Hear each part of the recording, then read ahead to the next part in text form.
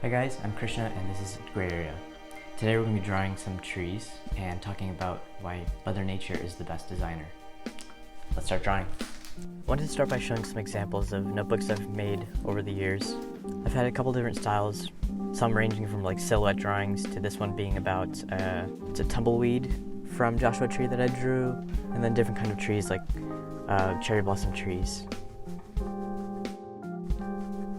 The kind of trees that I like to draw range from these kind of wind-blown trees in San Francisco. I love acacia trees like this and cherry blossom trees again.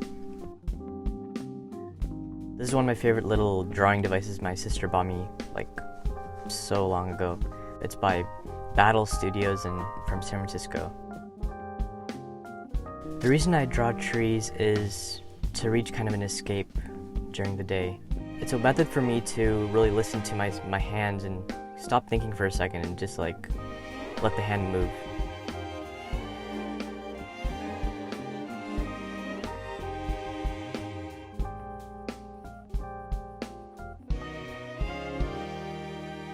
Something about nature that it's beautiful is that it's imperfect.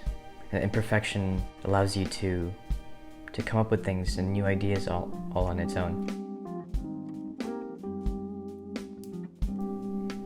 It's a really free and flowing experience when I draw like trees and things, and sometimes when I'm stressed I like to draw a tree in my notebooks just to go back to that state.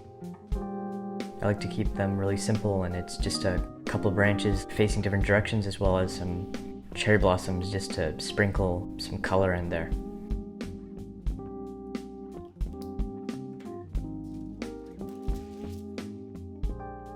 Mother Nature would have to be my source of inspiration for most of my work, or basically all of my work. There's a term called biomimicry, or learning from nature, and it's something that I believe all artists should take inspiration from nature. To learn about the life cycle and to learn about this kind of invisible energy in front of us. This entire tree is just made with a single move. Branches that go from source to source, from sun to land. I like to think of this as like a beautiful way to represent a tree's mission in life, distilled down to a beautiful form.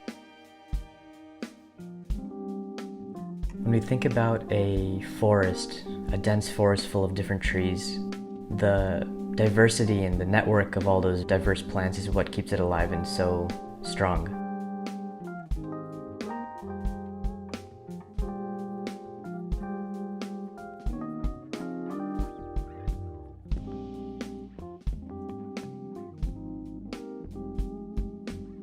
With this Tombow brush pen, it's really fun to play with thicknesses to go from those thicker branches to the thinner branches, and to really emphasize like the connection of all of them.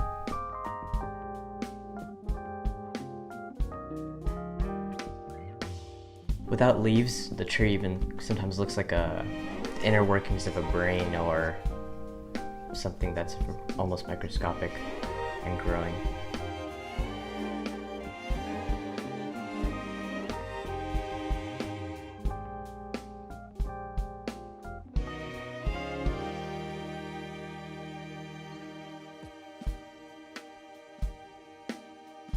And the roots are just as important, if not more important, than the branches and the leaves above land.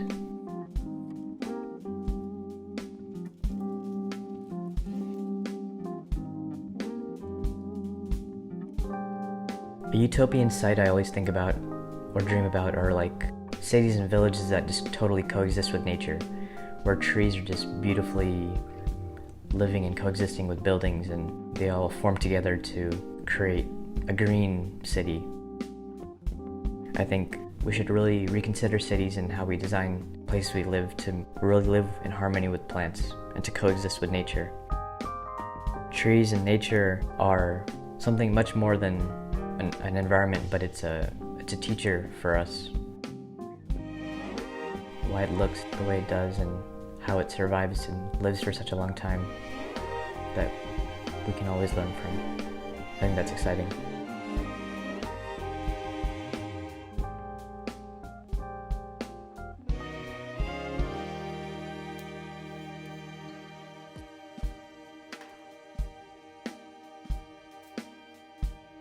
I think nature defines beauty as well for us. When we think about something as simple as the symmetry of an object, like our first hand axe that humans have ever made, it's symmetrical in a way that a leaf is.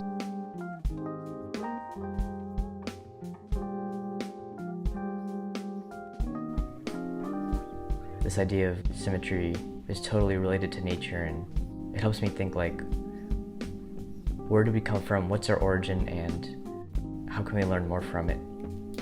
I think that's always exciting.